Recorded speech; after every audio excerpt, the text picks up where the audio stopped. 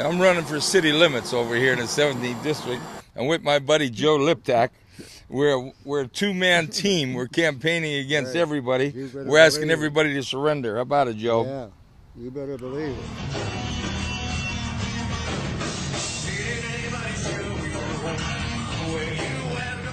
The government is very powerful, and if you're targeted by powerful branches of the government in America, you suffer.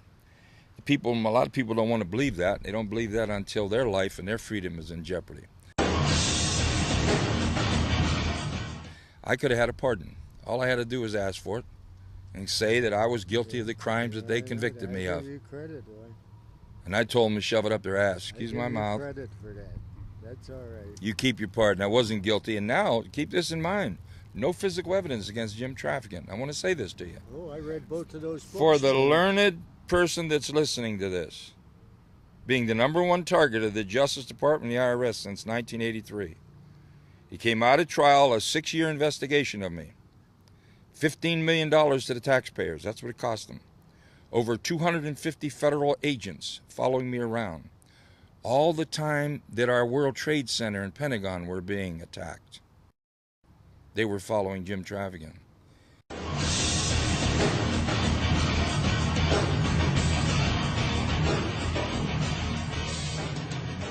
They voluntarily admitted at trial that they made no tapes, audio or video, on Jim Traficant.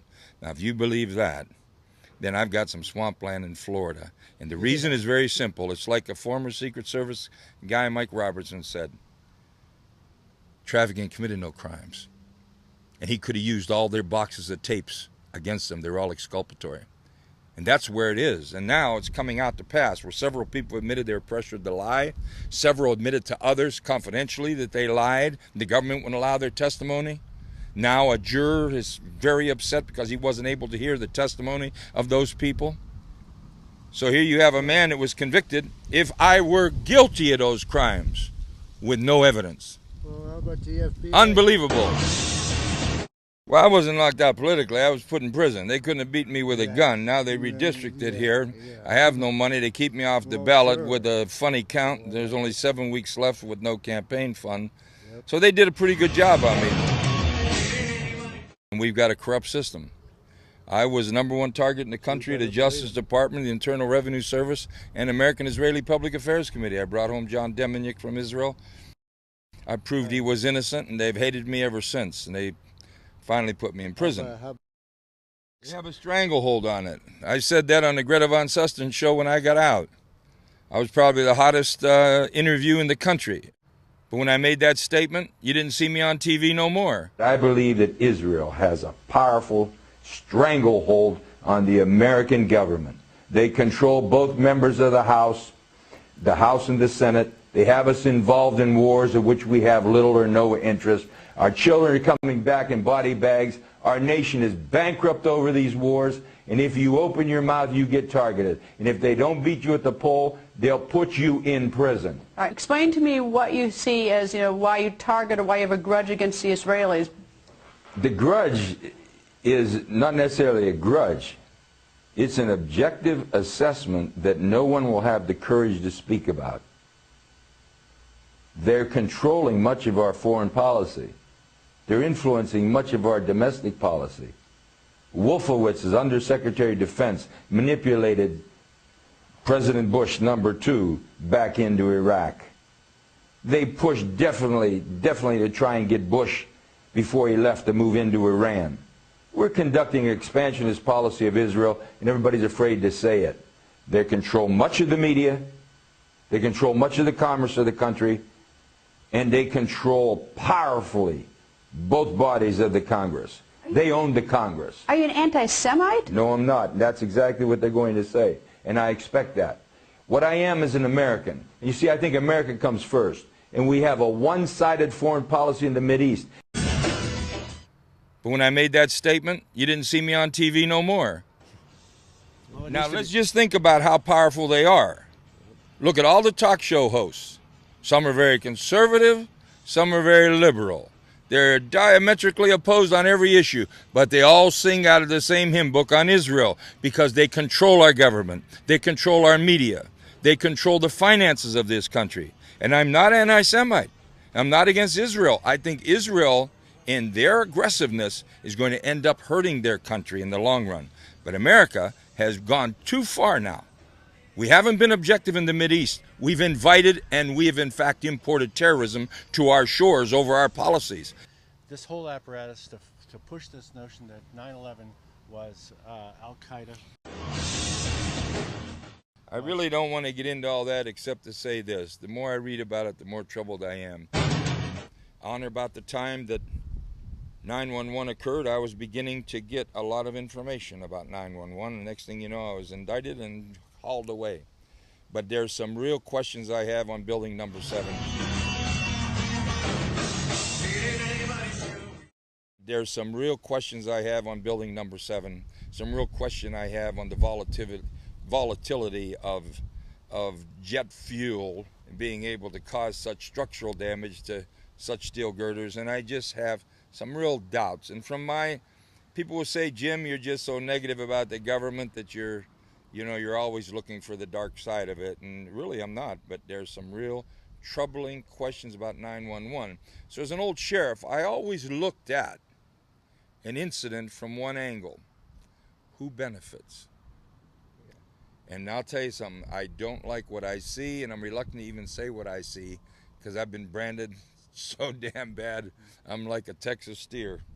Look, the first 2 spies we had moved America to re-attack Iraq. The last 2 spies that were just released by the Obama administration literally just turned loose from prison saying, yes, they spied, but they don't think their intentions were bad. They were manipulating America to attack Iran. Now look, Israel's used us like a whore over there. And the Arab people over there hate America.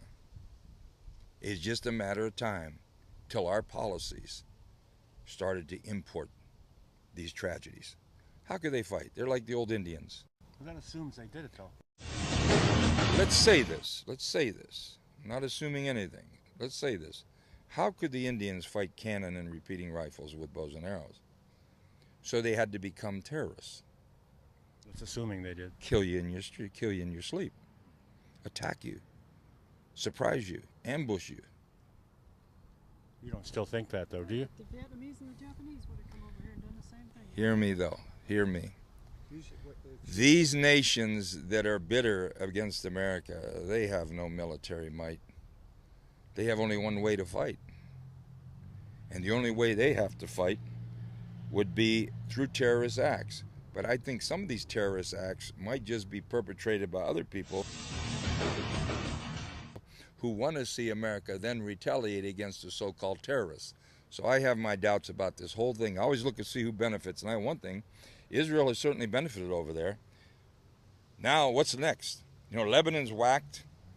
Iraq is whacked. Afghanistan, we got our guys dying now in Iraq. And Afghanistan, they're coming back in body bags. What's next? Iran?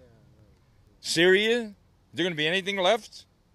Egypt over there singing out of the same book as Israel because they're scared to death. But if you're a Palestinian throwing rocks across that Gaza Strip and West Bank, how do they fight those machine guns and automatic rocket launchers that the Israelis have? I was there when Wellstone was there, yeah. Wellstone had a courage about him, and he wasn't afraid to speak out, and I admired him for that. Use of force right now, which is what the resolution before us calls for.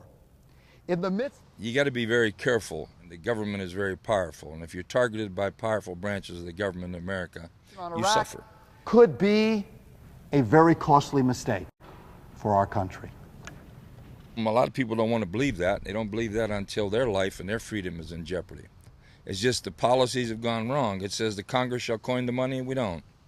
We have an independent entity. International bankers control our money. Let's tell it the way it is, with powerful hands that reach in on it, number one. Number two, we have a trade policy. The Constitution is clear. Congress shall regulate commerce with foreign nations. Regulate absolutely means that the different variables of economic activity have to be quantified and adjusted to provide us with an opportunity. Right now, we have a $750 billion trade deficit. Forget the budget deficits. Now, there was no mightier nation, hear me, than the Soviet Union in one regard. That was a dictatorship, totalitarian. That KGB and that government, you'd come up missing if you opened your mouth. But when that economy got so bad, the opposition was like the wind, and you can't stop the wind. And Soviet Union fell apart. Don't think that cannot happen over here. You're going to see states that are going to start saying, we're tired of sending our money to Washington, D.C. I'm coming out with a book. My book is called America's Last Minute Man. I was known for my little statements on the House floor. That 1 minute speech. And I projected a depression to turn the century. And it lasted a little longer because the Clinton administration was very lucky. You had the computer internet explosion, and everybody's buying a new computer every 30 days. And it's sort of like the old Barbie doll effect with Mattel Incorporated. It just kept generating and generating. Then it ran out. Now everybody got a computer. Everybody's got a television. And it's bottomed out. And that television is being made in Indonesia. And most of these other products are being made in China. In the country, we become a colony again. We export raw materials and we import finished products. And America is in trouble. America is bankrupt. And my speech on the House floor in March of '93 states exactly why. You're on our own little cell phone. This is the Jimmy T and the Joey L cell phone. Right. How you doing? Not as good as you. Hello, American Bandstand.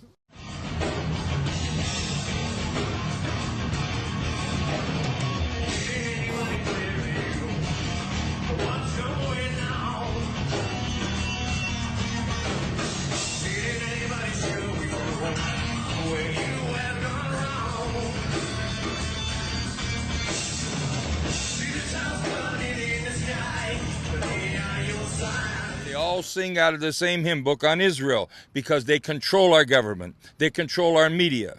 They control the finances of this country. And I'm not anti-Semite. I'm not against Israel. I think Israel, in their aggressiveness, is going to end up hurting their country in the long run. But America has gone too far now. We haven't been objective in the Mideast.